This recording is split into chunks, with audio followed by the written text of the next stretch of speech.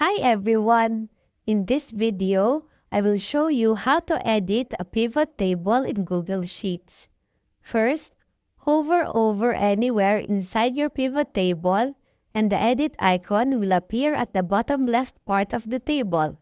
Click this and on the right, the pivot table editor will appear. Here, you can add rows and columns by clicking the Add button across each label.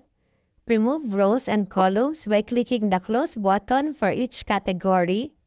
Change the order and sort type of each category by clicking the respective drop-downs. Adjust the values being summarized by clicking the corresponding Add or Close button. Adjust the summary type and how the values are shown by clicking the respective drop-downs. And apply filters by changing the status in the drop-down. Changes apply instantly. So, that is how you edit a pivot table in Google Sheets. I hope you find this tutorial helpful. Thanks for watching.